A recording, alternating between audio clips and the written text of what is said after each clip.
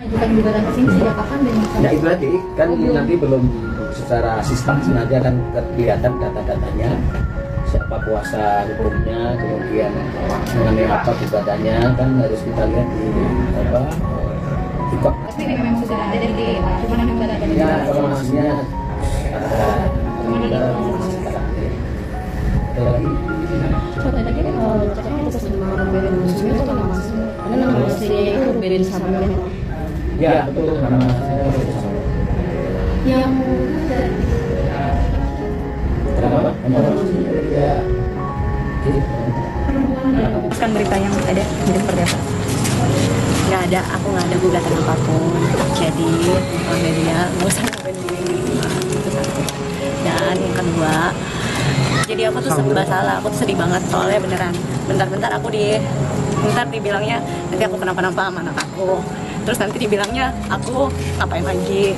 Ntar dibilangnya aku gugat lagi. Jadi semuanya aku serba salah. Tidak pernah ada gugatan diajukan oleh Sarwenda kepada RO, ya. Jadi kami sudah ditemui tadi oleh Wakil Ketua Pengadilan Negeri Jakarta Selatan. Kami sudah info terkait video yang beredar. Beliau nyatakan sampai tadi memang tidak ada yang mengajukan gugatan atas nama Sarwenda. Jadi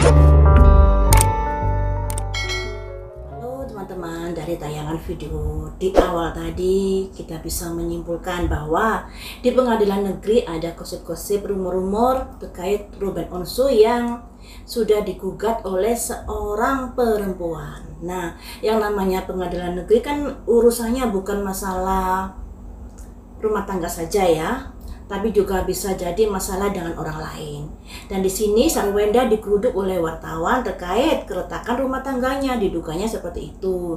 Kemudian Sarwenda menyewa kuasa hukum untuk bisa memberi klarifikasi terkait dari pernyataan petugas pengadilan negeri tersebut yang hasilnya bahwa Sarwenda tidak menggugat Ruben Onsu.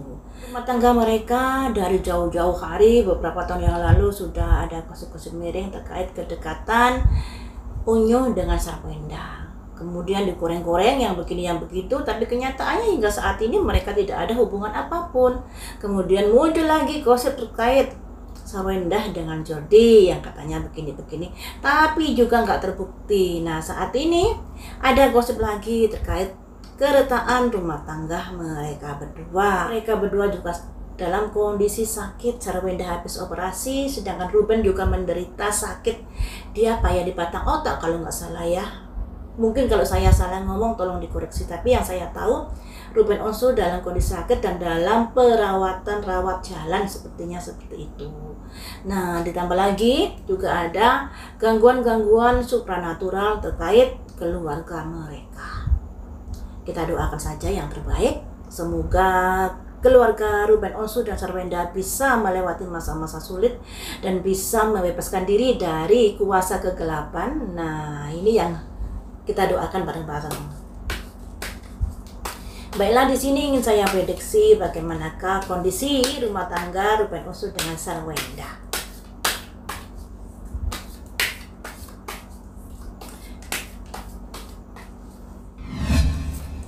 Ada simbol bendera merah, simbol tongkat 6. Yang namanya rumah tangga pasti ada gesekan-gesekan, pasti ada pertengkaran, pasti ada kesulitan-kesulitan. Kalau kita lihat dari Sarwenda sendiri, orangnya neriman. Sarwenda ini orangnya nggak neko-neko. Dan dari Ruben Onsu ini juga sangat sayang kepada keluarganya. Perhatiannya banget. Hanya saja Ruben Onsu ini memang bawaan lahir agak cerewet dan selalu memperhatikan hal kecil. Nah, disinilah mungkin karena hal itu ya ada bendera merah ini. Ada hal-hal yang terjadi di dalam rumah tangga dan itu sebenarnya wajar. Karena yang namanya rumah tangga selalu ada kerikil-kerikil tajam. Menyatukan dua kepala tidaklah semudah yang kita kira. Demikian juga yang terjadi di dalam rumah tangga Ruben Onsu dan Sarwenda. Ada tantangan-tantangan, ada masalah-masalah yang harus diselesaikan. Dan mereka berhasil menyelesaikan nanti. Ketika mereka berhasil menyelesaikan masalah rumah tangga, ada pihak-pihak yang kurang menyukai. Nah, siapakah yang kurang menyukai ini? Ya, semoga saja tidak sampai hal buruk terjadi dalam rumah tangga mereka. Dan mereka sudah berusaha untuk mengentaskan masalah itu. Kemudian ada simbol 1 koin istana, teman-teman, di mana mereka sedang membangun sebuah rumah. Dari rumah yang lama ke rumah yang baru ini butuh proses, butuh kesabaran. Juga ditambah lagi dari Sarwenda juga sakit dan dia tinggal di rumah adiknya karena konon kabarnya agar bisa dekat dengan rumah sakitnya. Seperti itu. Ini juga muncul seorang anak menuju ke sebuah istana. Seperti yang mereka harapkan saat ini, menunggu rumahnya jadi, ya. Selanjutnya ada simbol rilis, teman-teman. Nah, ada sesuatu yang tidak sesuai harapan. Ada sesuatu yang tidak sesuai harapan. Terkait apakah hal ini, tentang rilis ini? Terkait dari sebuah pemikiran.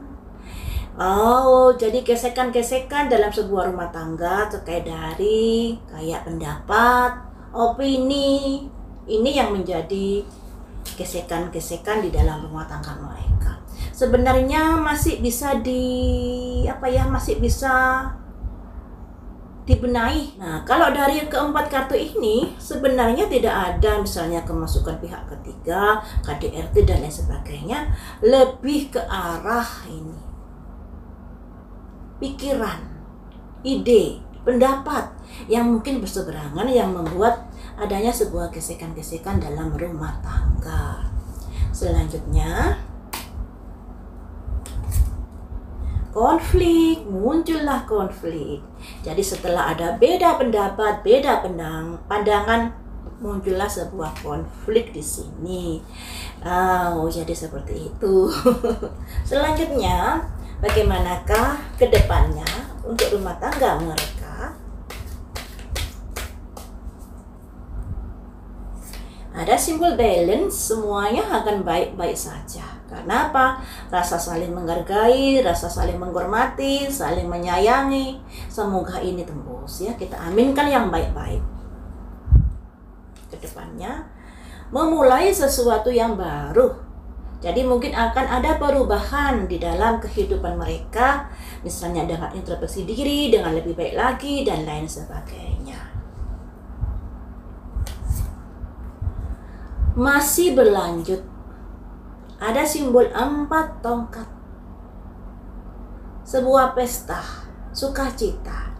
Jadi teman-teman, dari beberapa kartu ini bisa disimpulkan kalau rumah tangga mereka memang ada gesekan-gesekan.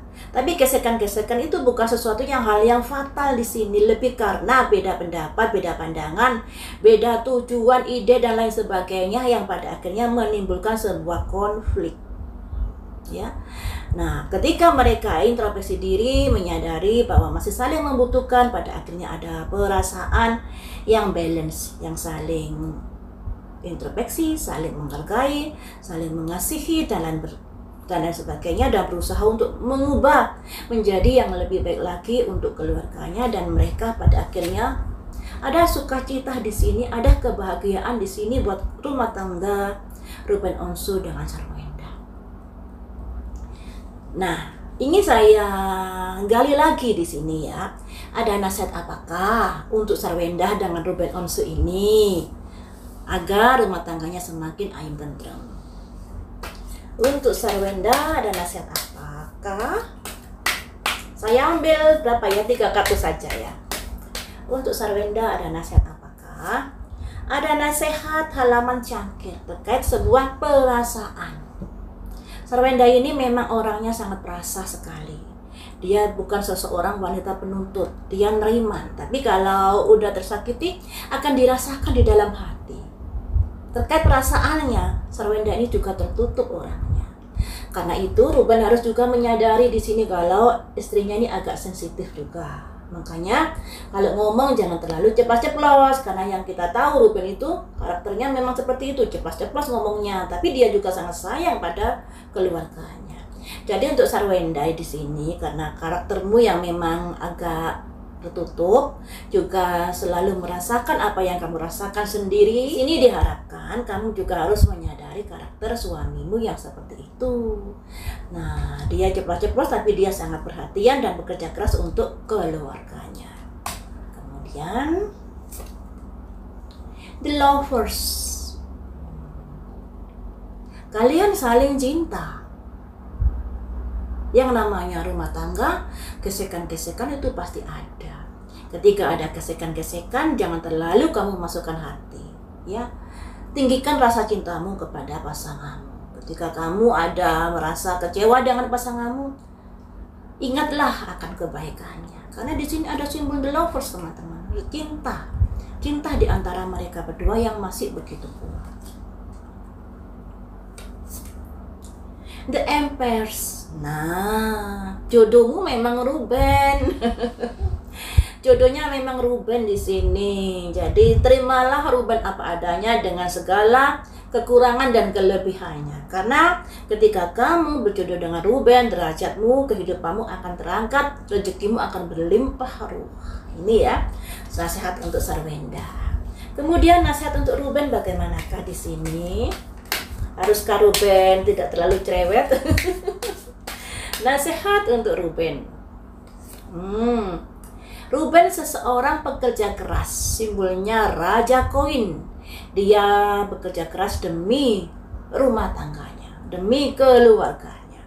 Namun dalam bekerja keras ini Ruben juga harus meluangkan waktunya juga buat anak-anaknya, buat istrinya dan lain sebagainya. Karena kalau kerja cari uang terus, yang ada waktu luang buat keluarganya menjadi semakin sedikit, dan ikatan batin dengan keluarganya juga bisa menjadi berkurang.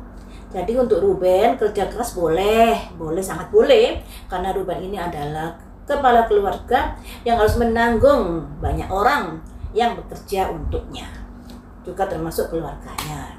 Kemudian nasihat untuk Ruben, ada simbol 2 pedang. Pedang itu pemikiran, 2 itu keraguan.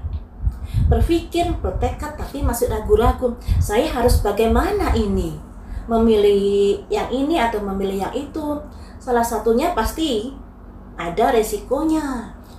Jadi di sini melambangkan adanya di mana ketika Ruben bekerja keras, pasti dia harus mengorbankan waktu luangnya untuk rumah tangga.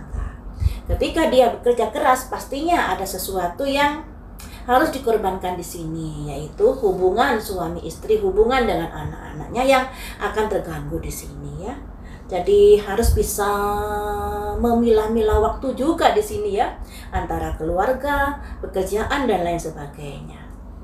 Selanjutnya untuk Ruben nasihatnya, the need to move on, yang artinya ada nasihat untuk Ruben, ketika ada sebuah masalah dengan seseorang, kamu harus bisa melepaskan masalah itu. Jangan digenggam terus. Misalnya ada masalah dengan adikmu, ada masalah dengan istrimu, atau ada masalah dengan orang lain, selesaikan segera mungkin dan jangan dijadikan beban seumur hidupmu.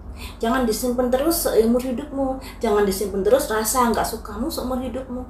Ini yang kurang bagus. Nah, disinilah harus ada legowo untuk memaafkan, legowo untuk melepaskan apa yang udah terjadi di sini ya, agar hidupmu lebih ringan lagi di sini. Nah, ini untuk nasihat untuk Ruben. Katakanlah mungkin kamu ada masalah dengan istrimu, kamu ada masalah dengan adikmu.